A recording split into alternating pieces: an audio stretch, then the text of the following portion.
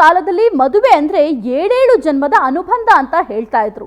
ಆದ್ರೆ ಈಗ 7 ಅಥವಾ 8 ಜನರನ್ನ ಮದುವೆಯಾಗೋದೇ ವಿವಾಹ ಅನ್ಕೊಂಡಿರಬೇಕು. ಏನಪ್ಪ ಮದುವೆ ಬಗ್ಗೆ ಅವರು ಹೀಗೆ ಹೇಳ್ತಾ ಇದ್ದಾರೆ ಅಂತ ಆಶ್ಚರ್ಯ ಆಗ್ತಾ ಇದೆಯಾ? ಈ ಸ್ಟೋರಿ ನೋಡಿದ್ಮೇಲೆ ನೀವು ಹೀಗೆ ಹೇಳ್ತೀರಾ ಅನ್ಸುತ್ತೆ. ಇಲ್ಲೊಬ್ಳು ಕಿಲಾಡಿ ಮಹಿಳೆ ಒಂದಲ್ಲ ಎರಡಲ್ಲ 8 ಮದುವೆಯಾಗಿದ್ದಾಳೆ. ರಾಮಕೃಷ್ಣ ಎಂಬುವರು ಮ್ಯಾಟ್ರಿಮೋನಿಯಾದಲ್ಲಿ ಹುಡುಗಿಯನ್ನ ಹುಡುಕ್ತಾ ಇದ್ರು. ಆಗ ಮ್ಯಾಟ್ರಿಮೋನಿಯಾದಲ್ಲಿ ವಿಜಯಲಕ್ಷ್ಮಿ ಎಂಬಾಕೆಯ ಪರಿಚಯ ಆಗಿ 2020 ನವೆಂಬರ್ನಲ್ಲಿ 2ನೇ ಮದುವೆಯಾಗಿದ್ರು. ಮದುವೆಯಾದ ಕೆಲವೇ ತಿಂಗಳಲ್ಲಿ ಹಣಕ್ಕೆ ಬೆದರಿಕೆ ಹಾಕಿದ್ದಾಳೆ. ಮನೆಯಲ್ಲಿದ್ದ 25 ಲಕ್ಷ ಹಣ ಕಳವು ಮಾಡಿ ಎಸ್ಕೇಪ್ ಆಗಿದ್ದಾಳೆ. ಬಸವೇಶ್ವರ ನಗರ ಪೊಲೀಸ್ ಠಾಣೆಯಲ್ಲಿ ರಾಮಕೃಷ್ಣ ದೂರನ್ನ ದಾಖಲಿಸಿದ್ದಾರೆ. ಈ ಮೊದಲೇ 7 ಮದುವೆಯಾಗಿ ಇದೇ ರೀತಿ ಮೋಸ ಮಾಡಿದ್ಲು ಎಂಬ ಅಂಶ ಬೆಳಕಿಗೆ ಬಂದಿದೆ. ಇನ್ನು ಸದ್ಯಕ್ಕೆ ಬಸವೇಶ್ವರ ನಗರ ಪೊಲೀಸ್ ಠಾಣೆಯಲ್ಲಿ ಮಹಿಳೆ ವಿಜಯಲಕ್ಷ್ಮಿ ಸೇರಿ 4 ವಿರುದ್ಧ FIR ಕೂಡ ದಾಖಲಾಗಿದೆ.